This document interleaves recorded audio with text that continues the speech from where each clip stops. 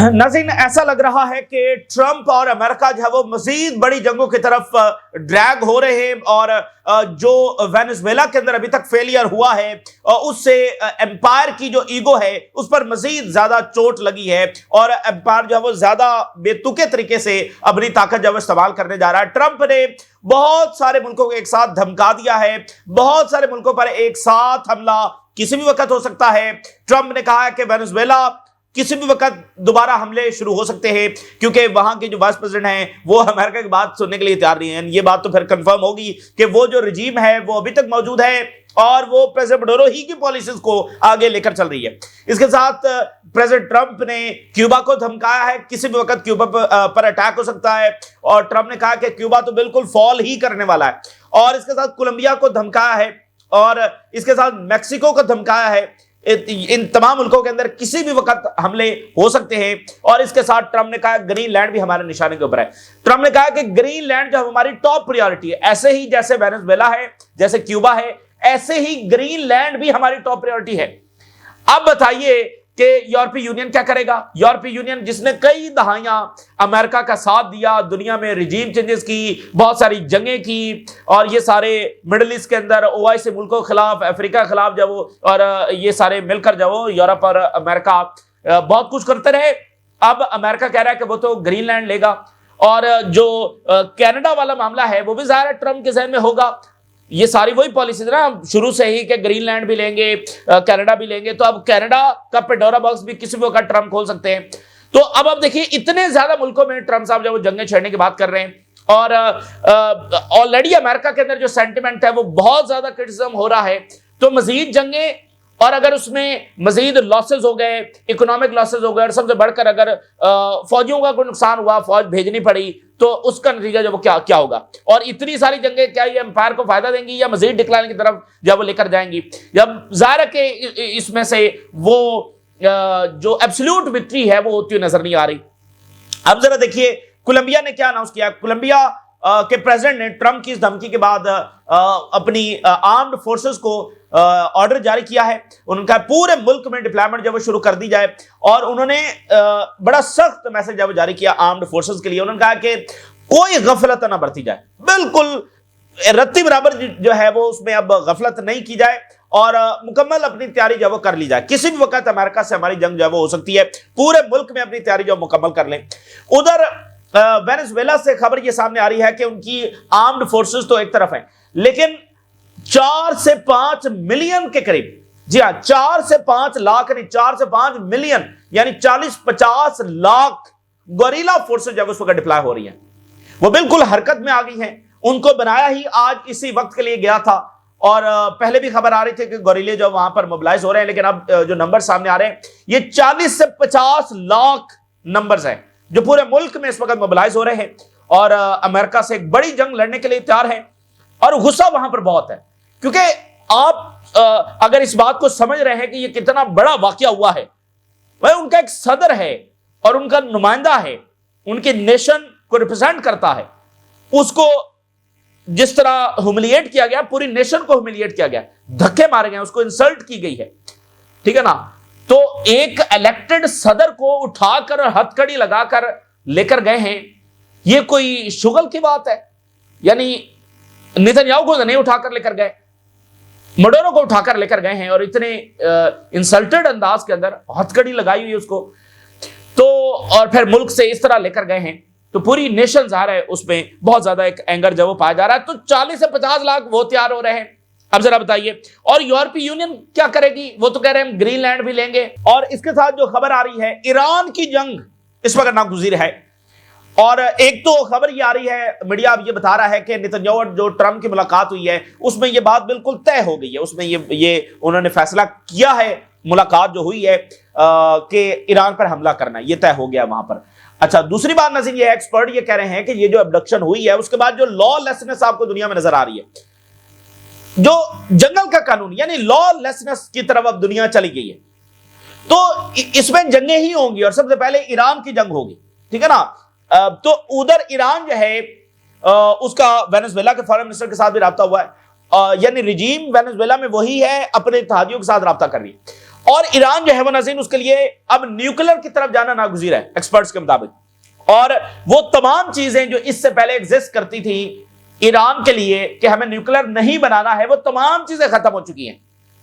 क्योंकि ये था कि भाई अमेरिका के साथ न्यूक्लियर डील हो गई है, अच्छा जी अरब्स बुरा मना जाएंगे, अच्छा जी सिक्योरिटी काउंसिल में एक ये बात तय हो गई है। तो वो तमाम चीजें जो ईरान को एक तरह से रोके हुए थी अब नहीं है। अब जंगल है, भेड़िए फिर रहे हैं, अजदहा फिर रहे हैं जो आपको निगल जाएंगे। तो अब सर्वाइवल ऑफ द फिटेस्ट है। देखें आप सोचिए दुनिया किस तरफ जा चुकी है।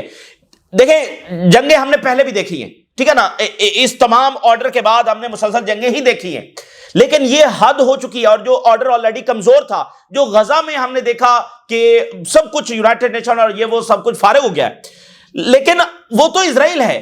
अगर अमेरिका भी इस तरह से बिहेव करना शुरू हो गया है आज के इस टाइम में, इस खुले अंदाज के अंदर, तो इट्स मीन के सब कुछ खत्म हो गया।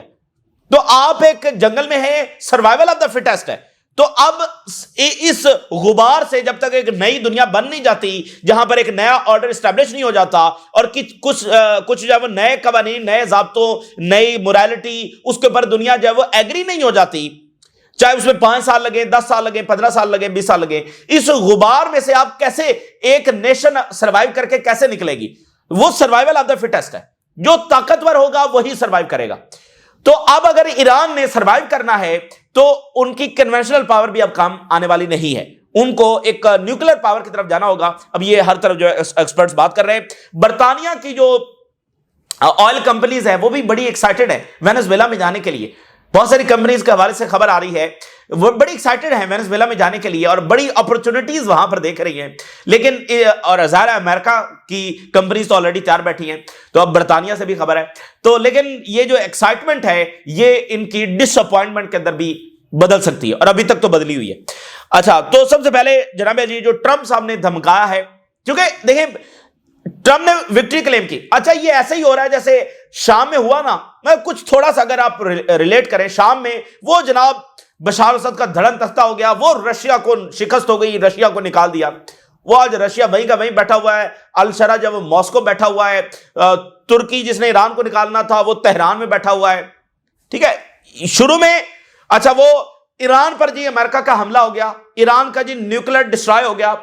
ट्रंप की आप प्रेस कॉन्फ्रेंस जरा याद करें, वो इधर 7 सेक्रेटरी ऑफ स्टेट है, 7 सेक्रेटरी ऑफ वॉर है, और वो रेड कार्पेट पर चलता हुआ आ बता रहा है कि मैंने वो काम जो ओबामा नहीं कर सका, जो क्लिंटन नहीं कर सका, और मैंने ये कर दिया।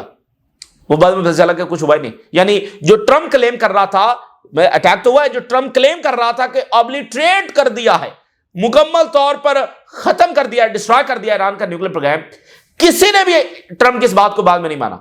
खुद अमेरिका ने नहीं माना, अमेरिकन मीडिया ने नहीं माना, यूरोपियंस ने नहीं माना, और इजराइल ने भी नहीं माना। इजराइल भी दबे लफ्जों में उसने कहा नहीं, तबाह नहीं हुआ, किसने भी माना। तो शुरू में ज़ाहिर है जब हमला होता है, देखें वेनेजुएला और अमेरिका की कोई ताकत का कोई कंपैरिजन है?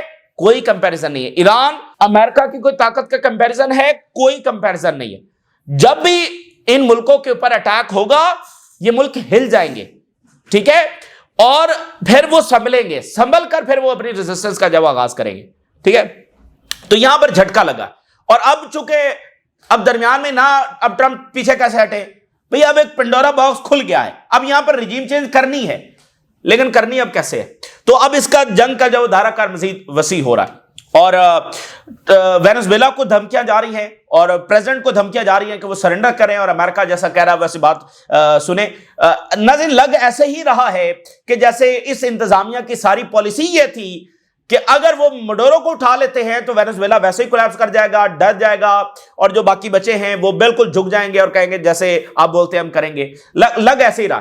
तो ये कितनी खतरनाक बात है और ये कितनी गैर संजीदा बात है कि एक इतनी, मैं अमेरिका एक बड़ी, आप कह लें कि बड़े ब्रेन्स हैं वहां पर, बड़े मिलिट्री ब्रेन्स वहां पर बैठे हुए हैं। अमेरिका एक सुपर पावर है, तो उन्होंने एक ऐसी स्ट्रेटजी बनाई जिसमें इतना बड़ा झोल है कि आप सारा रिलाय ही इस बात पर कर रहे हैं कि सदर को उठा लिया और बाकी वैसे ही जो है वो कोलैप्स कर जाएंगे और झुक जाएंगे। क्या ये स्ट्रेटजी थी जिसके अंदर इतना झोल था?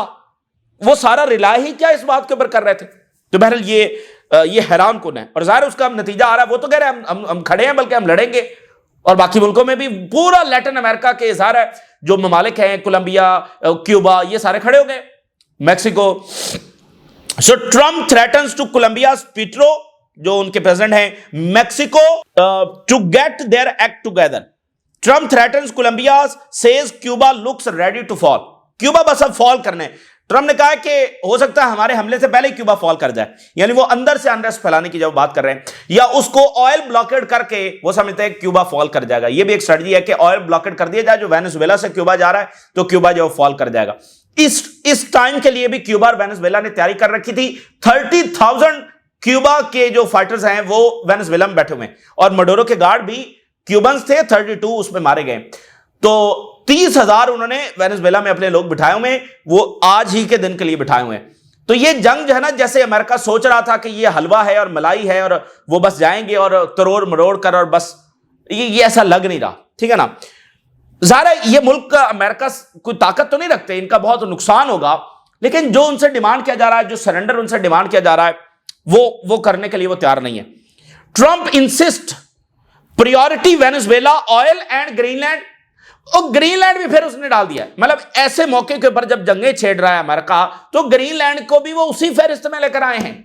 अब यूरोपीय यूनियन क्या करेगा, और वो वेस्ट का वो फ्रेमवर्क कि नेटो, यूरोपीय यूनियन, अमेरिका, वो आपस में लड़ाई शुरू हो गई है और शदीदतर हो गई है। Colombia, Cuba, Mexico and Iran in his sight. कौन कौन? Venezuela, Greenland, Colombia, Cuba, Mexico, Iran. 6 मुल्क इस वक्त निशाने पर है ट्रंप के। ये ट्रंप साहब ने फरमाया 6 मुल्क इस वक्त अमेरिका के निशाने के ऊपर हैं और उन पर यके बाद दीगरे अटैक होगा। तो मीडिया साथ यह भी बता रहा है कि ट्रंप और नेतन्याहू की जो मुलाकात हुई उसमें उनका एग्रीमेंट तय पा गया है ईरान पर हमला करने के हवाले से।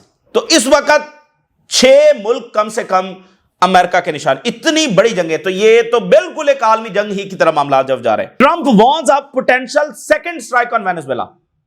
दोबारा हमला वेनेजुएला पर होने जा रहा है, क्योंकि वेनेजुएला की जो गवर्नमेंट है वो अमेरिका की बात उस तरह से मानने के लिए, सरेंडर करने के लिए तैयार नहीं। ये तो देखें, जो हम बात कर रहे थे कि रिजीम चेंज फेल हो गया है, ये तो उसी बात को वो खुद सपोर्ट कर रहे हैं कि वो गवर्नमेंट तो बात मानने के लिए तैयार नहीं। फिर अचीव क्या किया अमेरिका ने?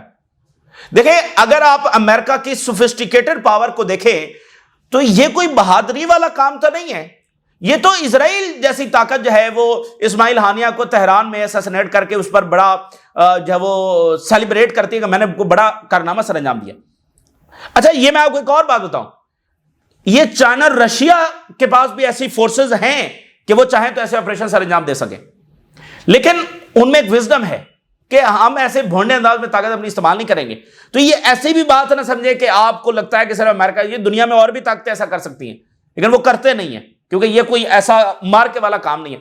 तो अगर देखें, अमेरिका एक सोफिस्टिकेटेड पावर है, जो कि है, इसमें कोई शक है, और वो सारा इत्तेफाक इस पर कर रहा है कि हमने जनाब अली ये बंदा उठा लिया वहां से जाकर, यानी कि इस पर वो सारा अपनी विक्ट्री क्लेम कर रहे हैं।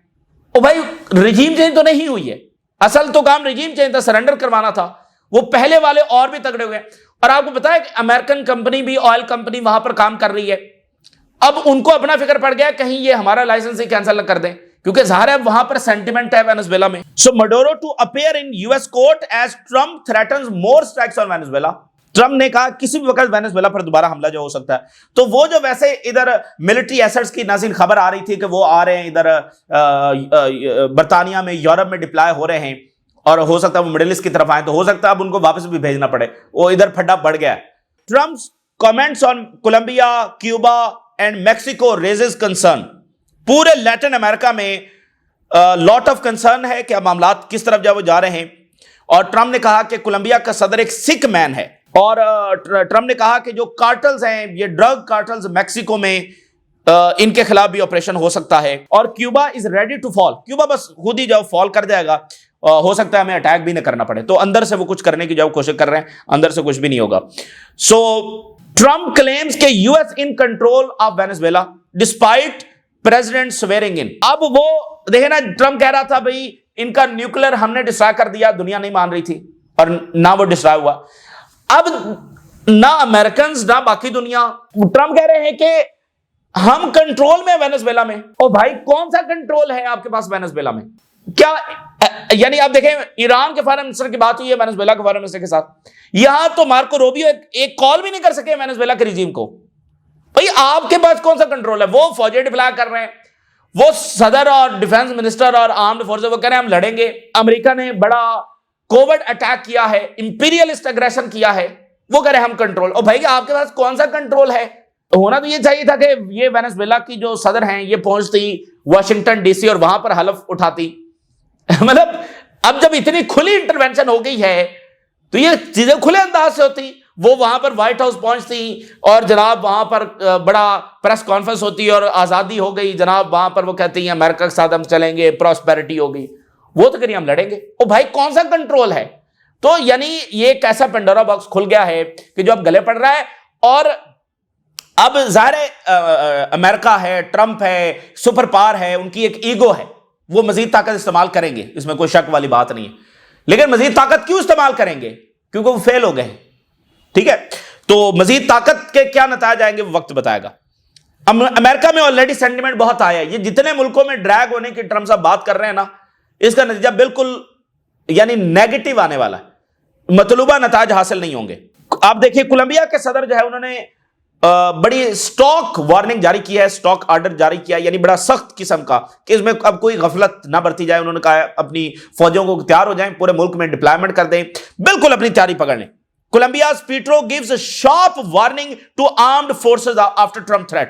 ट्रंप ने चूंकि धमकी लगाई है और इस वाकये को सारी दुनिया देख रही है, सारी दुनिया इससे लेसन ड्रा कर रही है। जिनके जहां जिनको खतरात हैं वो अगर कहीं पर गफलत भी कर रहे थे कि नहीं यार अब ठीक है दुनिया है, इस तरह थोड़ी होगा, अब सब इससे लेसन ड्रा कर रहे हैं।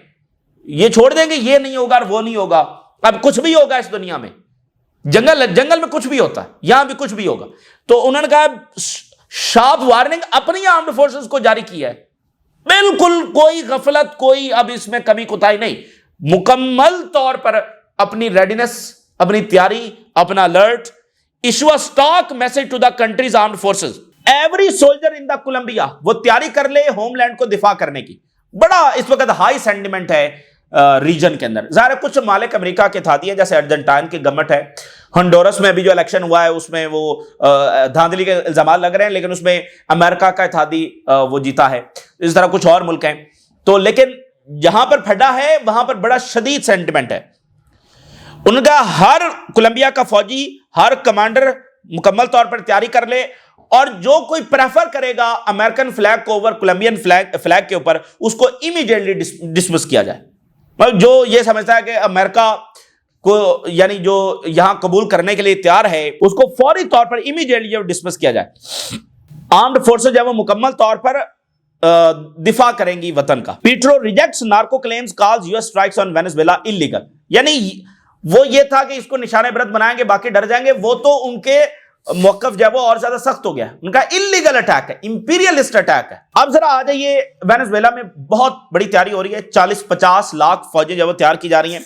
अच्छा, जो वेनेजुएला की आर्म्ड फोर्सेस हैं उनको क्या कहते हैं? उनको बोलिवियन नेशनल आर्म्ड फोर्सेस कहा जाता है, ठीक है ना। उनका नाम क्या है? Bolivian national armed forces.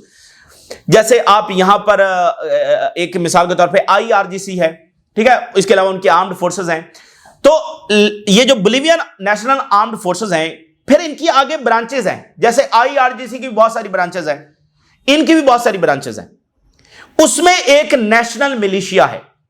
National militia को तैयार ही आज के दिन के लिए किया गया था और ये बनी ही अभी रिसेंटली है, 2009 के अंदर बनी है। जो उनकी नेशनल फोर्सेस हैं वो तो 1826 से बन चुकी हैं, यानी जो इंडिपेंडेंस से ज़ाहिर है, चूंकि वेनेजुएला बहुत पुराना कंट्री है, 1826 में ये कहीं आजाद हुआ है, तो तब से एक नेशनल आर्म्ड फोर्सेस हैं जिनको बोलिवियन आर्म्ड फोर्सेस कहते हैं। लेकिन ये जो नेशनल मिलिशिया है ये 2009 में बनी है और इसको बनाया ही आज के दिन के लिए गया है कि जिस दिन अमेरिका से फड्डा पड़ना है उस दिन ये हरकत में आएंगी। इससे पहले ये कभी कहीं इस्तेमाल भी नहीं हुई। इनकी ये सिविलियन और मिलिट्री दोनों हैं और ये गरिल्ला, इनको गरिल्ला फौज आप कह सकते हैं।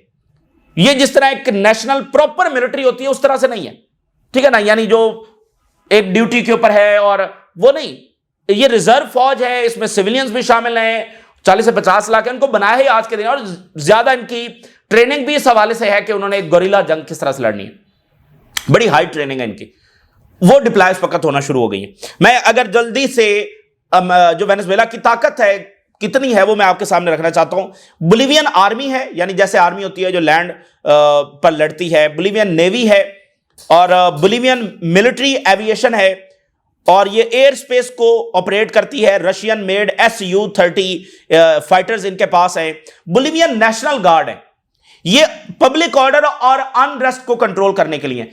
ईरान के पास ऐसी जो फोर्स है उसको बसीज फोर्स कहा जाता है, इनके पास ये बोलिवियन नेशनल गार्ड है। फिर ये आखिर में है बोलिवियन नेशनल मिलिशिया, इसकी तादाद जब वो 4 मिलियन से ज्यादा है। सिविलियन मिलिट्री रिजर्व फोर्सेस ये हैं, ठीक है ना। इनकी डिप्लॉयमेंट इस वक्त शुरू हो गई है। और इसके बाद है स्ट्रेटेजिक ऑपरेशन कमांड, इसको भी आज ही के दिन के लिए रखा गया है कि जब एक बड़ी जंग छिड़ जाए तो स्ट्रेटेजिक ऑपरेशन कमांड जो नेवी को भी ऑर्डर दे रही हो, जो बाकी आर्मी को भी ऑर्डर दे रही हो, जो मिलिशिया को भी ऑर्डर दे रही हो, तो स्ट्रेटेजिक ऑपरेशन कमांड वो भी इस वक्त एक्टिव हो चुकी है। तो आर्मी जो इनकी है उनके पास 63,000 मेंबर्स हैं, एक्टिव मेंबर्स। नेवी के पास 25,000 पर्सनल हैं। मिलिट्री एविएशन एयरफोर्स जो है उनके पास 11,500 मेंबर्स हैं। जो नेशनल गार्ड है उनके पास 23,000 है। तो ये कुल मिलाकर इनकी जो नेशनल आर्मी है वो 1,23,000 के करीब है।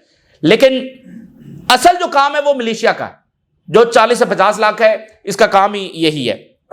ये इस वक्त जब वो डिप्लॉय हो रही, तो अगर कहीं पर आर्म्ड फोर्सेस के ऊपर आर्मी चीफ अमेरिका के साथ कोई कॉपरेशन कर भी लेता है, ये गोरिल्ले नहीं कर सकते। और इनकी तादाद 40-50 लाख है, इनसे लड़ते लड़ते आपको 20 साल लग जाएंगे, समझ रहे हैं। तो ये बड़ा यहां पर स्ट्रेटजी जब फेल हो गई है। चाइना ने कहा है कि अमेरिका ने लैटिन अमेरिका को क्योस और जंगों की तरफ जब वो धकेल दिया है, और फिर उन्होंने कहा है कि मडोरो को इमीडिएटली जब रिलीज किया जाए। और चाइना ने कहा कि लैटिन अमेरिकन नेशंस के साथ हमारे फ्रेंडली रिलेशन जारी रहेंगे। ये चाइना को निकालने की सारी जंग हो रही। ईरान के फॉरेन मिनिस्टर की बात हुई है, वही रिजीम, वही इत्तेहादी और वही बात कि अमेरिका से लड़ना है, ठीक है। अच्छा, अब ईरान जंग की तरफ मामला जा रहे हैं, और मैंने आपको बता दिया कि ये जो मौजूदा वाकया हुआ है इसके बाद कंफर्म है। एक तो वो होता है ना कि भाई मीटिंग हुई उसमें फैसला हो गया है, एक बात वो है, लेकिन अब हम जाहिरी तौर पर भी देख सकते हैं कि ये होने जा रहा है। और साथ ईरान तेजी के साथ अब न्यूक्लियर की तरफ जाएगा, क्योंकि आप सर्वाइव अब नहीं कर सकते हैं। अब इसमें भूल जाएं कि न्यूक्लियर इस्तेमाल नहीं हो सकता। अब ये दुनिया है, अब इसमें कुछ भी हो गया। अमेरिका ने ये वाकया करके बताया है कि वो बिल्कुल यानी डिक्लाइन की तरफ जा रहा है, और डिक्लाइन से बचने के लिए अब वो किसी भी हद तक जाएगा, वो न्यूक्लियर भी इस्तेमाल करेगा, वो कुछ भी करेगा, ठीक है ना। वो ऑर्डर बिल्कुल अब जब वो कोलैप्स हो गया। तो ये ऑर्डर जैसा तैसा भी था, इसकी कुछ गारंटीज थी नाज़रीन, कुछ ना कुछ चीजें थी जिस पर दुनिया अमल पैरा होकर दुनिया चल रही थी जैसी तैसी भी। बहुत सारी हमने खिलाफ वर्जियां, जंगें, जुल्म, नाइंसाफी देखी है, लेकिन रियल वर्ल्ड तो फिर ऐसी ही होती है। तो इसको डिफरेंशिएट ऐसे ही किया जाता था कि ये कोई आइडियल दुनिया नहीं है, लेकिन पिछली दुनिया से बेहतर है। चलो यार, हमारे पास एक आलमी इंस्टीट्यूशन तो है, चले हमारे पास एक इंटरनेशनल लॉ तो है, चले हमारे पास ये चीज तो हम तय कर रहे हैं, ठीक है ना। ईरान न्यूक्लियर नहीं बना रहा, ठीक है ना। वजह है कुछ, भाई ये गारंटीज हैं, ये न्यूक्लियर डील हो गई है, अरब्स कह रहे हैं फिर हम भी बनाएंगे, मतलब कुछ है। अब कुछ भी नहीं है। अब आपने अपना सर्वाइवल देखना है, अपना करना है। सो आखिर में आप ये देखिए कि Trump's abduction of Maduro escalate concern over potential war with Iran. इसने बिल्कुल वाजे कर दिया कि ईरान के साथ जंग होने जा रही है। और एक तो यह है कि जो 3 जनवरी को इस अबडक्शन के फौरी बाद जो है वो लेपर्ड ने धमकी लगाई कि ईरान देख ले कि वेनेजुएला जैसा हशर होगा। और फिर ये अटैक जो है वो ठीक कोई आप कह लें कि 96 घंटों के बाद हुआ है। नेतन्याहू और ट्रंप की मुलाकात के 96 घंटों के बाद ये अटैक हुआ है, यानी वो भी यहां पर डिस्कस हुआ है। और फिर जो लॉलेसनेस है makes everything less stable and more towards war, मतलब अब वैसे भी दुनिया जंगों ही की तरफ जा रही है, जिसमें सरफहरिस्त ईरान की जंग है। तो अब ट्रंप रिजीम चेंज कैसे करवाएगा? क्या वो सर्जिकल रिजीम चेंज होगी? क्या वो नेतन्याहू को एक मुकम्मल एक्शन की ऑर्डर देगा कि वो जैसे मर्जी फुल स्केल अंदाज के अंदर करे? ये अभी कुछ भी कहना कबल अज़ वक्त है कि तरीका क्या होगा। लेकिन वहां अबडक्शन और वहां पर जो डिस्टेबलाइजेशन होगी लैटिन अमेरिका से, और खुद अमेरिका इस इतना खुलकर आ गया है, तो इससे मोमेंटम बन गया है ईरान जंग का। और फिर वेनेजुएला को देखकर ईरान भी मजीद तैयारी की कोशिश करेगा। तो हो सकता है यह भी वो चीज हो जो ट्रिगर करे अमेरिका की और इजराइल की एयर स्ट्राइक्स को। देखें ईरान तो बहुत तैयारी कर रहा है, तो तेहरान जो है वो निगोशिएशन की तरफ वो दरवाजा बंद है, क्योंकि तेहरान से मुकम्मल सरेंडर डिमांड किया जा रहा है, इसलिए वो वाला दरवाजा नहीं है कि कोई डिप्लोमेसी हो जाएगी। Right now Israel and US are on path to potential conflict. इस वक्त रास्ता जंग का रास्ता है, जंग के रास्ते के ऊपर सब चल पड़े हैं, Israel, America and Iran. So developing nuclear deterrence is vital. अब ये बात, ये न्यूक्लियर बनाना नागुज़ीर है। अगर हो सकता है कि 12 दिन की जंग के बाद वो बना रहे हो, अब तो अगर वो नहीं बना रहे तो फिर वो अपनी उस कैलकुलेशन को रीअसेस करेंगे, उनको बनाना पड़ेगा। सो अब सर्वाइवल के लिए न्यूक्लियर जब नागुज़ीर है। और फिर जो वेनेजुएला के साथ ईरान को लिंक किया जा रहा है, मार्को रूबियो ने भी कहा कि यहां पर ईरान है, ठीक है, तो वो ऑलरेडी इसको लिंक कर रहे हैं कि भाई वेनेजुएला और ईरान यहां पर शामिल है तो ईरान भी हमारे लिए खतरा है। तो ईरान के लिए भी यह है कि उसका जो स्मॉल नेटवर्क ऑफ एलाइज है वो तो श्रिंक कर जाएगा, भाई वेनेजुएला भी फॉल कर गया। अच्छा, इसमें बड़ी इंपॉर्टेंट बात यह है कि अगर यहां पर हिजबुल्लाह पर अटैक हो जाता है तो इसके अब हाईली चांसेस है कि ईरान इंटरवीन करेगा। वाई? क्योंकि अब इन हालात में आप अपने इत्तेहादियों को लूज नहीं कर सकते। अब ईरान वेट नहीं कर सकता कि पहले इजराइल को टाइम दिया जाए कि वो हिजबुल्लाह को डिस्ट्रॉय करे फिर ईरान पर हमलावर हो, ये वो अफोर्ड नहीं कर सकता। अगर यहां पर अब हिजबुल्लाह पर अटैक होगा, ईरान ऑलरेडी इस पर मैसेज दे चुका है, लेकिन हाईली चांसेस है कि ईरान इसमें डायरेक्ट इंटरवीन कर जाए। तो यह भी हो सकता है कि ईरान में चूंकि अनरेस्ट हो रहा है तो इजराइल जो है वो इधर लेबनान पर अटैक कर दे ताकि ईरान को और ज्यादा स्ट्रेच किया जाए कि उनको इधर भी मजबूर होना पड़े अटैक करने के लिए, और अंदर भी एक जंग जारी हो। Anything is possible. बहुत सारी चीजें वो कैलकुलेट करके बैठे होंगे, बहुत सारे उनके मंसूबे होंगे। ये तो जब चीजें अनफोल्ड होंगी तभी हतमी तौर पर चीजें होंगी। अब तो 3-4 ऑप्शन डिस्कस किए जा सकते हैं कि ऐसा हो सकता है, ऐसा हो सकता है, ऐसा हो। तो जो भी होगा ये बात तय है कि हम अगले साल, 2 साल, 5 साल, 10 साल, 15 साल, 20 साल जंगों के साल हैं, और जब तक एक नया ऑर्डर बन नहीं जाता, और यही चलते चलते एक आलमी जंग मुसलसल और हमेशा सर पर मंडलाती रहेगी। और ये सोचिए कि अगर अमेरिका जो पोर्ट्रे ये कर रहा था कि he is the only one जो यूक्रेन जंग रुकवा रहा है, वो खुद ऐसी जंगों में ड्रैग हो गया, अब वो क्या रुकवाएगा यूक्रेन जंग को? और रशियंस अब क्या अमेरिका के ऊपर ट्रस्ट करेंगे? अब अमेरिका के ऊपर क्या ट्रस्ट करेंगे कि जिसने धोखा देकर जो वो वेनेजुएला के ऊपर अटैक कर दिया, तो रशियंस क्या ट्रस्ट करेंगे अमेरिका के ऊपर? फिर निगोशिएशंस में आपको ट्रस्ट चाहिए ना। यूरोपियंस के ऊपर तो पहले नहीं कर रहे, अमेरिका के ऊपर उनको डाउट्स है, अब क्या ट्रस्ट करेंगे? ठीक है ना। तो वो जंग भी आपको मजीद बिगड़ती हुई जो नजर आएगी। तो ये ताजा तरीन सूरत हाल है जो आपके साथ शेयर किया आपने। राज और आगाह करें, इजाजत दीजिए। अल्लाह हाफिज।